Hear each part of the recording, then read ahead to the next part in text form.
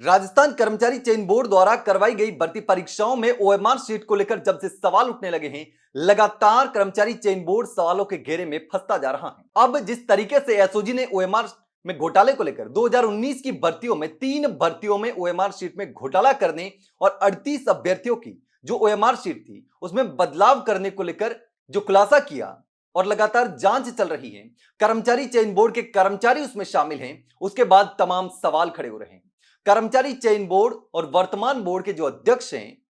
वो भी अब सवालों के घेरे में आते जा रहे हैं, क्योंकि अभ्यर्थी सवाल कर रहे हैं कि इन भर्तियों में जो ओएमआर शीट मांगी जा रही है एसओजी के द्वारा, वो ओएमआर शीट कर्मचारी चयन बोर्ड में से कहां खो गई, चूहे कुतर गए या कहीं गायब हो गई या उन कर्मचारियों ने गायब कर दी जो कर्मचारी इसमें संलिप्त थे। आखिर कर्मचारी चयन बोर्ड से ये ओएमआर शीट गई तो गई कहां? 1 साल पहले एसओजी ने कर्मचारी चयन बोर्ड को लेटर लिखा था कि वो जो मूल ओएमआर शीट है वो उपलब्ध करवाई जाए ताकि उनसे मिलान किया जा सके और जांच की जा सके कि इसमें कितने अभ्यर्थी फर्जी तरीके से नौकरी लगे हैं, कितना बड़ा घोटाला हुआ है, कितनी भर्तियों में घोटाला हुआ है। इसको लेकर के एसओजी लगातार कार्रवाई करना चाहती है और इसी को लेकर कर्मचारी चयन बोर्ड को पत्र लिखा था और पत्र लिख करके ओएमआर शीट जो मूल ओएमआर शीट है वो मांगी थी, लेकिन कर्मचारी चयन बोर्ड ने कहा कि वो तो हमारे पास है ही नहीं, मिल नहीं रही है, तो मिल नहीं रही तो हम दे कहां से। अब जिस तरीके से लगातार कर्मचारी चयन बोर्ड के अध्यक्ष से सवाल किए जा रहे हैं तो वो भी यही जवाब दे रहे हैं कि मिल नहीं रही तो हम कैसे दे दें।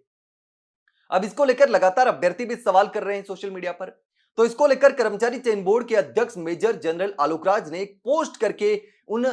जो सवाल हैं उन सवालों का जवाब दिया है। अब सोशल मीडिया पर लिखते हुए कर्मचारी चयन बोर्ड ने लिखा कि जाने अनजाने में एक भ्रम फैल रहा है कि हम जानबूझकर पुरानी ओएमआर शीट को नष्ट कर सबूत मिटा रहे हैं। इसके साथ ही उन्होंने लिखा कि हम पर यह आरोप लग रहा है। तो मैं आपको बता दूं, उन्होंने एक एक करके सारे पॉइंट समझाए। पहले पॉइंट में उन्होंने कहा कि स्पेस मैनेजमेंट के लिए पुरानी ओएमआर शीट्स बोर्ड में बने हुए प्रोसीजर के अनुसार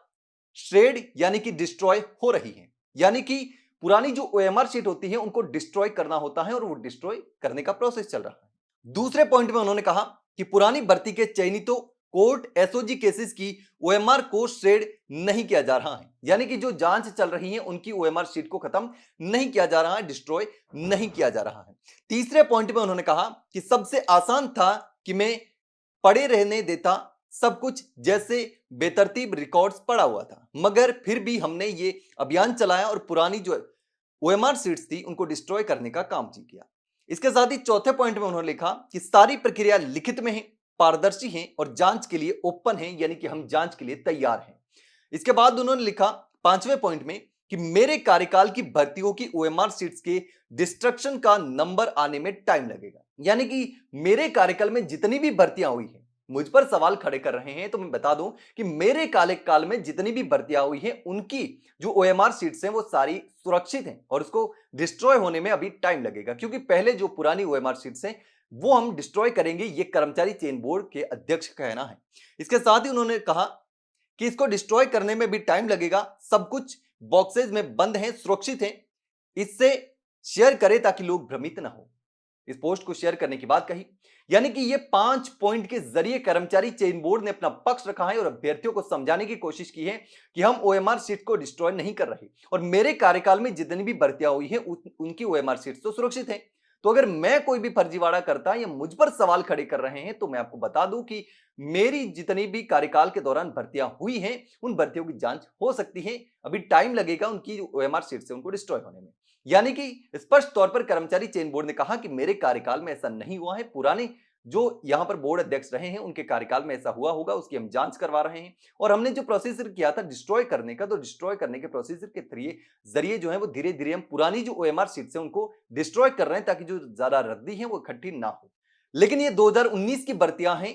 जिसको लेकर लगातार सवाल खड़े हो रहे हैं और ओएमआर सीट में घोटाला पकड़ा गया है।